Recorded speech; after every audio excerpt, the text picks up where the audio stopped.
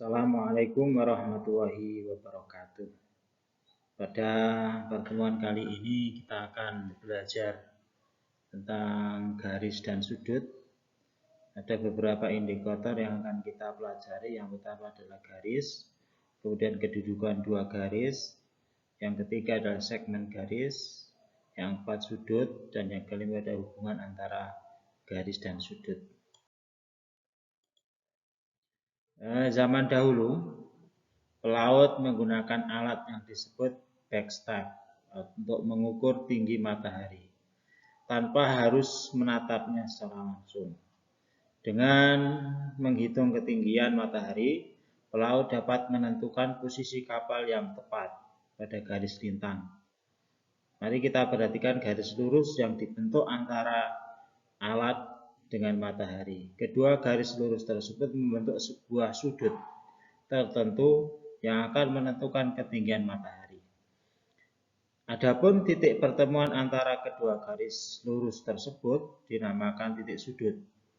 Agar kalian lebih memahami mengenai garis dan sudut, marilah kita mulai untuk mempelajari uraian materi tersebut.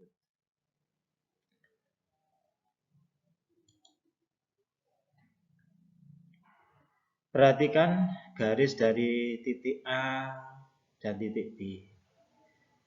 Dari dua buah titik, kita lihat di sini ada titik A dan titik B, dan dibuat satu garis lurus AB. Di antara dua titik pasti dapat ditarik hanya satu garis lurus saja. Kemudian kedudukan dua garis, ini perhatikan gambar ada rel kereta api. Rel kereta api ini adalah lurus, dan rel kereta api antara yang satu dan yang satunya tidak akan saling bertemu atau berpotongan. Kedudukan garis seperti ini sering kita sebut dengan kedudukan dua garis yang sejajar. Kalau kita misalkan garis yang satu adalah garis M dan yang satunya adalah garis N, maka garis M dan garis N ini jika diperpanjang sampai tak berhingga, maka kedua garis tidak akan pernah berpotongan. Keadaan seperti ini dikatakan kedua garis sejajar, atau dua garis sejajar seringkali dinotasikan dengan tanda seperti ini. Dua garis atau lebih dikatakan sejajar apabila garis-garis tersebut terletak pada satu bidang datar dan tidak pernah bertemu atau berpotongan. Jika garis tersebut diperpanjang sampai tak berhingga. Ini adalah kesimpulan dari dua garis dikatakan sejajar. Kemudian yang kedua adalah dua garis yang berpotongan. Perhatikan gambar kubus ini. Ini adalah kubus ABCD, EFGH. Amatilah garis AB dan garis BC. Tampak pada gambar bahwa garis AB dan BC berpotongan di satu titik, yaitu titik B, di mana keduanya terletak pada satu bidang, yaitu bidang A, B, C, D. Dalam hal ini maka garis AB dan BC bisa dikatakan dua garis ini adalah saling berpotongan. Sehingga dua garis dikatakan saling berpotongan apabila garis tersebut terletak pada satu bidang datar dan mempunyai satu titik potong. Kita lanjutkan, yang berikutnya adalah dua garis yang berimpit. Kita lihat ada dua garis, yang pertama adalah garis AB, yang keduanya adalah garis CD. Gambar ini menunjukkan garis AB dan garis CD yang saling menutupi, sehingga hanya terlihat sebagai satu garis lurus saja. Dalam hal ini dikatakan kedudukan masing-masing garis AB dan CD terletak pada satu garis lurus. Kedudukan garis yang demikian dinamakan pasangan garis yang berimpit. Sehingga kita bisa mengetahui bahwa dua garis itu dikatakan saling berimpit apabila garis tersebut terletak pada satu garis lurus. sehingga hanya terlihat sebagai satu garis lurus saja. Kemudian kita akan mengenal yang namanya dua garis yang bersilangan. Perhatikan gambar ini. Ini ada dua jalan, yang bawah adalah jalan raya, yang atas adalah jalan layang. Jalan ini adalah dua jalan yang kalau dilihat dari atas mungkin akan seperti bisa berpotongan atau bisa berimpit. Namun kedua jalan ini tidak saling menempel atau berpotong pada satu titik di sini. Sehingga dua garis ini bisa dikatakan dua garis yang saling bersilangan. Dua jalan yang saling bersilangan ini. Sehingga kita bisa menarik satu kesimpulan bahwa dua garis dikatakan bersilangan apabila ada garis-garis tersebut tidak terletak pada satu bidang datar dan tidak saling berpotongan. Perbandingan segmen garis. Perhatikan gambar ini. Gambar ini menunjukkan garis PQ. Ya, kita bagi menjadi 5 bagian yang sama panjang, sehingga panjangnya PK, KL, LM, MN, dan NQ itu sama panjang. Kemudian kita tarik garis yang lurus vertikal ke bawah. Garis K kita tarik ke bawah, KA, L tarik ke bawah, LM, M tarik ke bawah, MC, N tarik ke bawah, D, MD, ND maksud saya, Q tarik ke bawah vertikal ke E sehingga QE. Sehingga diperoleh PA ini panjangnya sama dengan AB. Panjangnya sama dengan BC, panjangnya sama dengan CD, dan panjangnya sama dengan DE.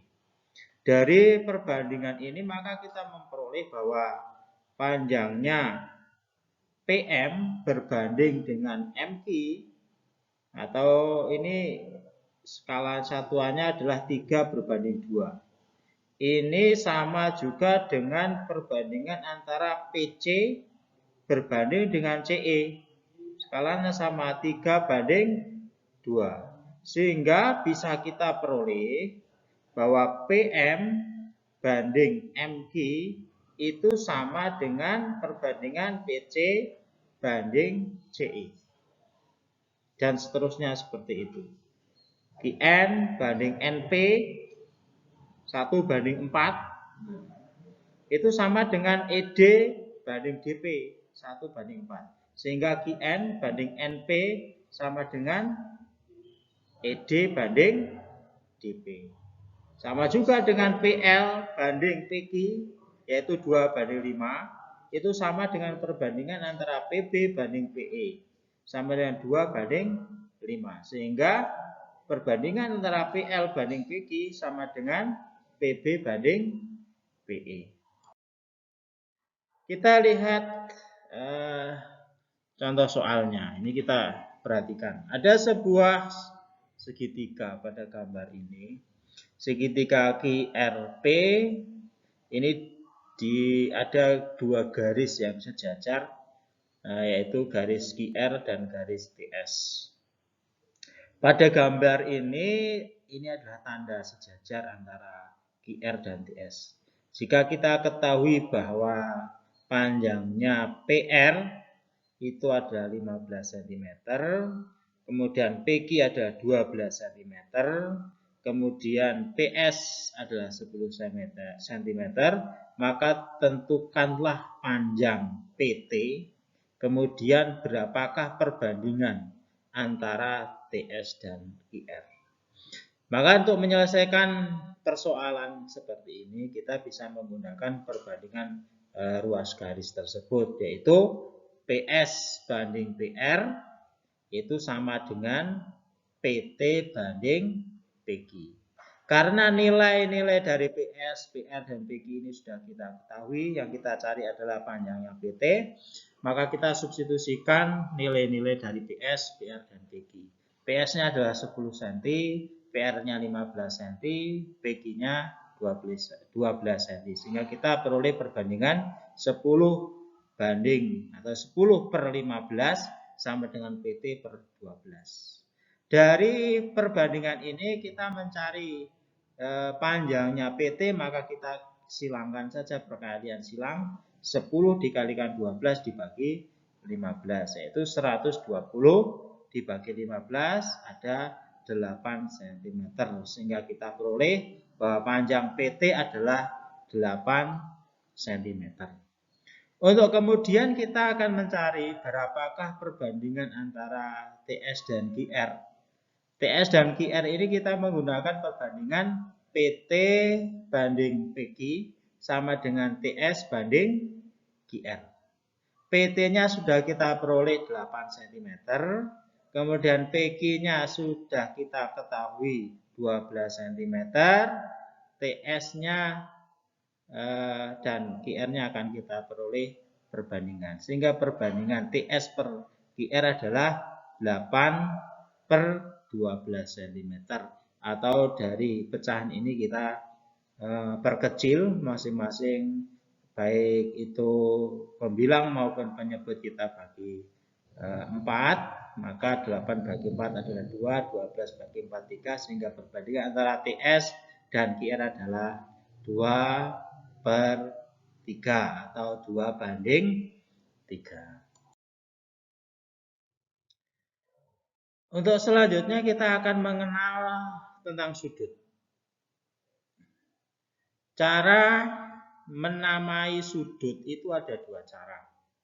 Yang pertama, sudut itu bisa kita katakan sebagai titik atau sudut B. Lihat ini gambar sudut ABC ini. Yang kedua dengan huruf bahwa sudut ABC. Tanda sudut lambangnya adalah seperti ini ya. Cara mengukur sudut kita bisa menggunakan dengan alat yang sangat sederhana, yaitu busur. Letakkan busur derajat itu pada suatu sudut ABC misal, sehingga titik pusat lingkaran busur derajat berimpit dengan titik B. Ini misalnya kita akan mengukur sudut ABC ini. Sisi horizontal busur derajat berimpit dengan sinar garis AB. Kemudian perhatikan angka 0 pada busur derajat yang terletak pada garis AB. Jika angka 0 ini berada pada skala bawah, maka perhatikan angka bawah yang terletak pada kaki sudut BC. Kita lihat, nah ini menggunakan busur, cara mengukur sudut BAC ini. Dengan menggunakan busur ini kita ketahui bahwa sudut BAC ini adalah besarnya 46 derajat. Cara menggambar sudut ABC atau sudut 45 derajat. Buatlah salah satu kaki sudutnya yang horizontal. Jadi kita tarik garis lurus, yaitu kaki sudut AB. Letakkan busur derajat sehingga titik pusat lingkaran busur derajat ini berimpit dengan titik B. Kemudian sisi lurus busur derajat berimpit dengan garis AB. Kemudian perhatikan angka 0. Pada busur derajat yang terletak pada garis AB, jika angka 0 terletak pada skala bawah, maka angka 45 yang berada di bawah yang digunakan.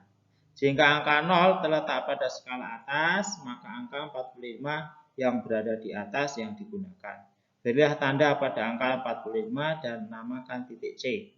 Hubungkan titik B dan C, daerah yang dibentuk oleh garis AB dan BC adalah sudut ABC dengan besar sudut adalah 45 derajat. Sehingga besar sudut ABC ini 45 derajat. Ini bisa untuk dipraktekkan, silakan untuk bisa digambar di buku masing-masing dengan menggunakan busur derajat. Kita untuk selanjutnya akan mengenal jenis-jenis sudut. Ada beberapa jenis sudut. Yang pertama adalah ada sudut lancip. yaitu sudut yang besarnya antara 0 derajat dan 90 derajat. Yang kedua, sudut siku-siku. Sudut siku-siku ini besarnya adalah 90 derajat. Kemudian ada lagi sudut tumpul, yaitu sudut yang besarnya antara 90 derajat dan 180 derajat. Kemudian ada sudut lurus, sudut yang besarnya 180 derajat. Kemudian sudut refleks, yaitu sudut yang besarnya lebih dari 180 derajat dan kurang dari 360 derajat. Kemudian untuk satu lingkaran itu besarnya adalah 360 derajat. Kita lihat gambarnya. Perhatikan ini. Ini adalah besar sudut 30 derajat. Ya, seperti ini besarnya. Kemudian kita lihat lagi. Ini adalah sudut yang besarnya 90 derajat. Nah, kita perhatikan lagi. Ini adalah sudut yang besarnya 180 derajat. Ini berupa sebuah garis lurus. Hubungan antar sudut. Yang pertama adalah sudut yang saling berpelurus atau bersuplemen. Perhatikan, ada sebuah garis lurus AB, kemudian ada ditarik sebuah garis dari titik O ke C, sehingga membentuk dua buah sudut, yaitu sudut A derajat dan sudut B derajat. Sudut A derajat atau sering kita sebut dengan sudut AOC, apabila ditambah dengan B derajat atau sudut BOC, maka ini adalah sebuah sudut AOB atau sebuah garis lurus. Sehingga AOB ini besarnya adalah 180 derajat. Sehingga kita bisa mencari apabila sudut A derajat ini diketahui, maka besarnya sudut B derajat itu adalah 180 derajat dikurangi besarnya A derajat. Atau sebaliknya, apabila B derajat ini diketahui, maka besarnya sudut A derajat ini adalah 180 derajat dikurangi B derajat. Sehingga kita peroleh jika jumlah dua sudut yang saling berpelurus ini atau bersupleman adalah besarnya adalah 180 derajat. Sudut yang satu merupakan pelurus dari sudut yang lainnya. Kemudian ada pasangan sudut yang saling berpenyiku atau berkomplemen. Ada sudut PQR. Besarnya PQR ini adalah 90 derajat karena ini adalah siku-siku. Sudut PQR kita bagi menjadi dua. Kita tarik dari garis Q, dari titik Q ke titik S sehingga ada garis QS yang membagi sudut PQR. Yang pertama adalah garis X derajat dan Z derajat. Maka besarnya PQS, ini sudut PQS atau sudut X derajat, ditambah dengan sudut RQS atau sudut Z derajat, itu besarnya sama dengan sudut PQR atau X derajat ditambah Y derajat. Ini adalah 90 derajat karena ini adalah merupakan sudut siku-siku. Sehingga apabila Z derajat ini sudah kita ketahui, maka apabila kita mencari besarnya X derajat ini 90 derajat dikurangi dengan besarnya Y derajat. Atau sebaliknya, apabila X derajatnya sudah diketahui, untuk mencari Z-nya ini, besar Z ini, yaitu dengan cara 90 derajat dikurangi besarnya X derajat. Sehingga jumlah dua sudut yang saling berpenyiku atau berkomplemen adalah 90 derajat. Sudut yang satu merupakan penyiku dari sudut yang lainnya. Mari kita lihat contoh soalnya. Ada sebuah sudut Sudut ini sudut siku-siku, dibagi menjadi dua. Yang atas adalah 3x derajat, yang bawah yang penyikunya, yang satunya adalah x derajat. Maka hitunglah nilai x derajat. Yang kedua, berapakah penyiku sudut x? Yang ketiga, berapakah pelurus dari penyiku x derajat? Penyelesaiannya yang pertama, yang A adalah bahwa x derajat ditambah dengan 3x derajat itu 90 derajat. 1x derajat ditambah 3x derajat itu adalah 4x derajat sama dengan 90 derajat. Ini ekuivalen dengan yang atas. Sehingga kalau kita mencari berapakah besarnya x derajat, maka 90 derajat dibagi dengan 4. Sehingga kita memperoleh besarnya sudut x derajat adalah 22,5 derajat. Kemudian berapakah penyiku dari x derajat? Karena x derajatnya ini sudah kita ketahui 22,5 derajat, maka penyikunya atau sudut yang lebih besar itu adalah 90 derajat dikurangi dengan 22,5 derajat atau 67,5 derajat. Kemudian berapa penyiku dari x derajat? Maaf, ya, pelurus dari x derajat. Pelurus dari x derajat ini berarti 180 derajat dikurangi dari 67,5 derajat, atau kita peroleh pelurusnya adalah 112,5 derajat.